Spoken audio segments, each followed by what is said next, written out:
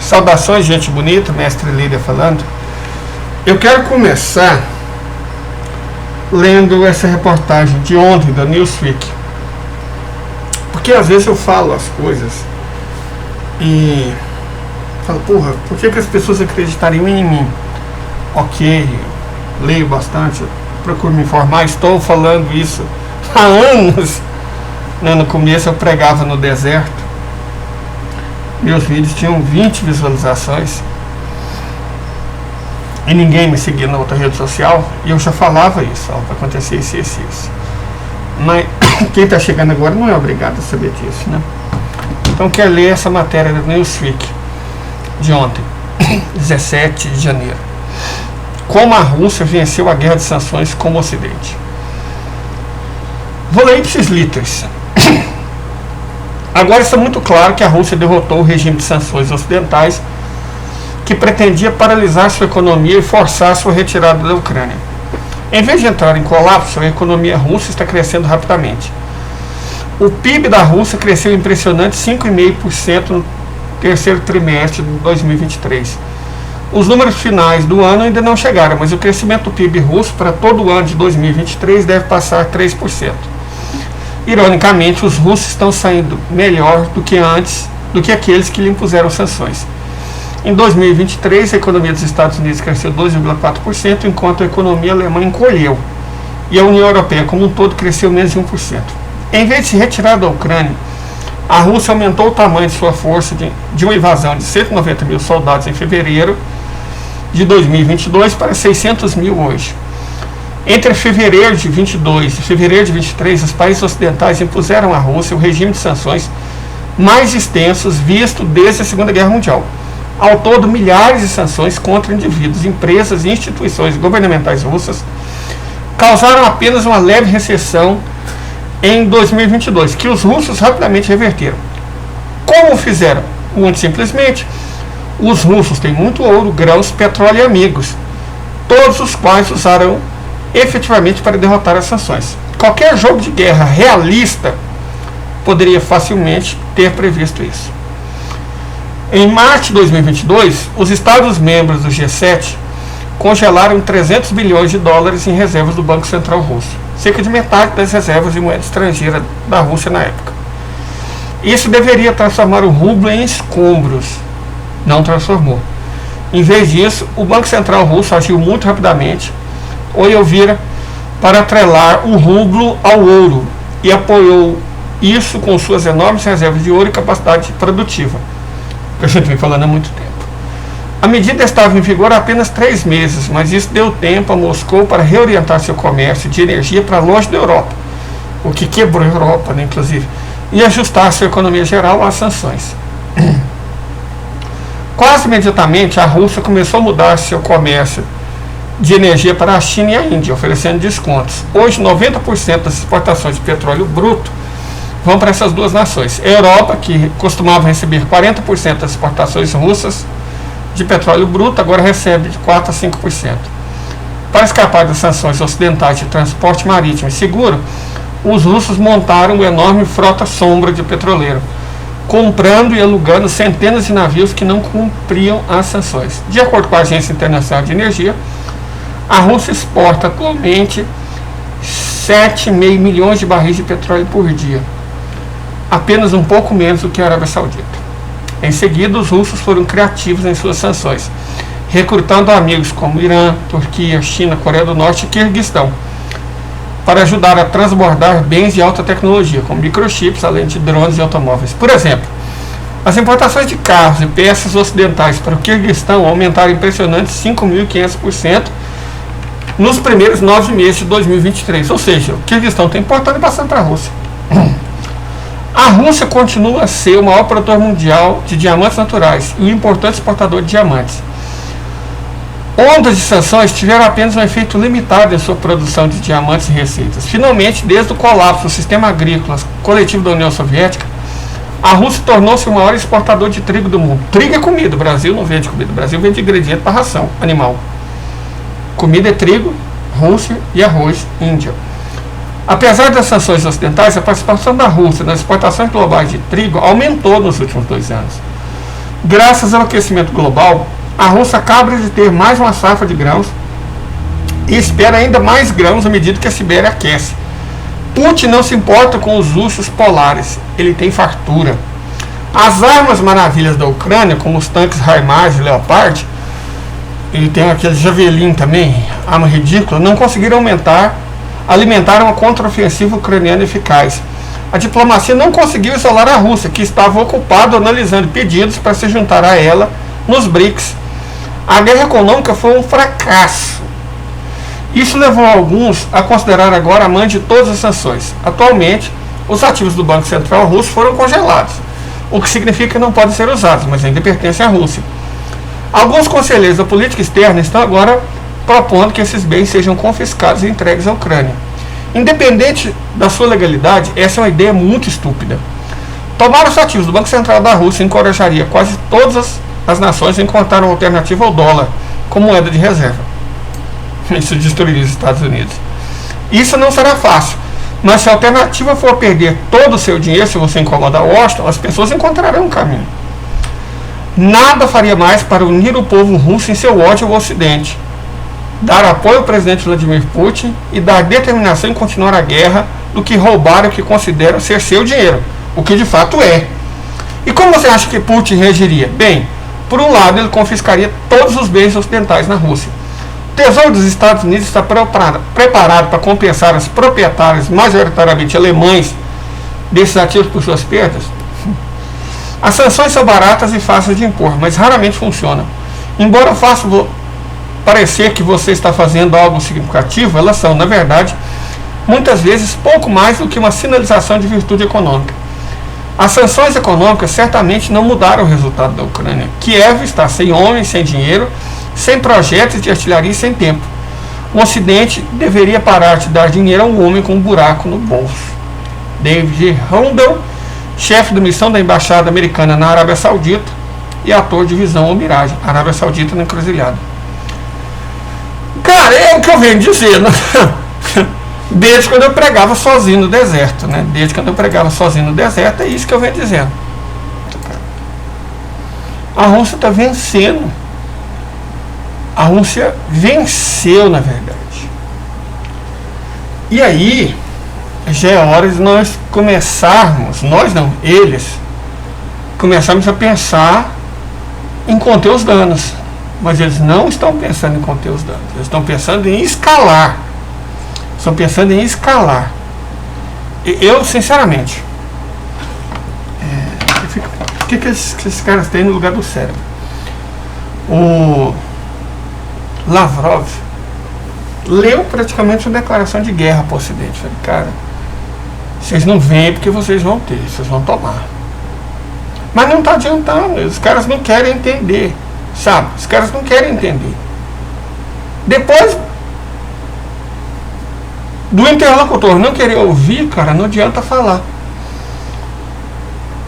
A Sunak, que é o cara que governa o Reino Unido, e o Olaf Scholz, que está enfrentando protestos maciços de agricultores que a TV não mostra, não dá um pio sobre o que está acontecendo na Alemanha, não dá um pio.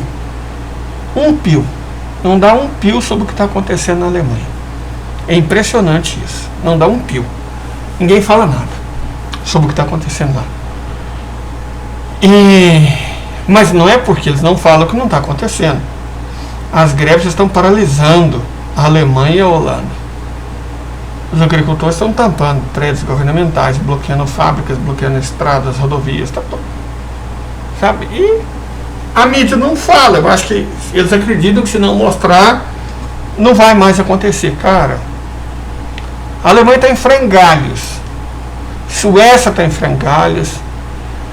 O Reino Unido está em frangalhos.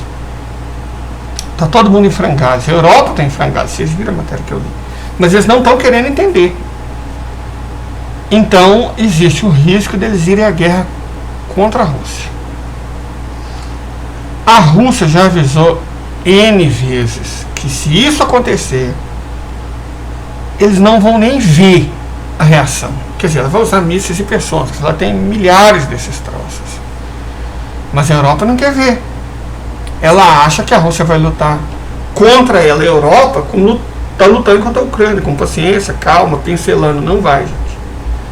Até porque existem muitas armas americanas, inclusive nucleares, dentro da União Europeia. Então ela não pode se dar o luxo de começar suave.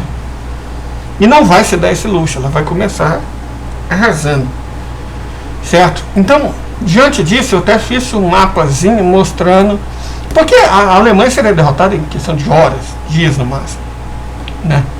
Pela velocidade que os tanques russos levam para sair da Bielorrússia e chegar até a Alemanha. Essa é a velocidade da derrota. Porque ataques hipersônicos em alvos como Londres, né, os dois aeroportos aqui, ó, Heathrow e Gateway, a entrada do Canal da Mancha em Dover, certo? A entrada do Canal da Mancha em Dover, a sede do Parlamento Europeu em Bruxelas, os depósitos de armas nucleares que existem por aqui, tem depósito na Itália, na própria Alemanha, a base perto de Frankfurt, né, tem uma base muito grande. Então a Europa seria derrotada em questão de horas, porque a Rússia não tem outra opção, então é que ela faria. E aí é algo que eu já venho dizendo, isso alteraria fronteiras. Toda derrota, toda grande mudança geopolítica implica alteração de fronteira. Já até fiz isso aqui, ó. A dúvida que eu tenho é se a Rússia vai tomar só o sul e o leste da Ucrânia ou a Ucrânia inteira. Os bálticos não existem dúvida, né? Eles vão ser reincorporados. Geórgia e Armênia também serão reincorporados. A Alemanha vai ser dividida. A Alemanha foi um erro que a burguesia da região entre o Reno e o Oder cometeu. A Rússia vai corrigir esse erro. Inventaram, pegaram o idioma médio-alto alemão, vai ser o alemão padrão. Então a Rússia corrige isso. Divide a Bavária, né, em dois. Francônia, onde se fala Francônia, e Baviera, onde se fala Austro-Bávaro. Essa parte sul aqui, sudeste, onde se fala alemânico, é Suábia. Isso aqui é Renânia, tá vendo? Entre a fronteira com a França, Luxemburgo, Bélgica, Países Baixos, Renânia. Entre os Países Baixos e a Dinamarca, mais a noroeste,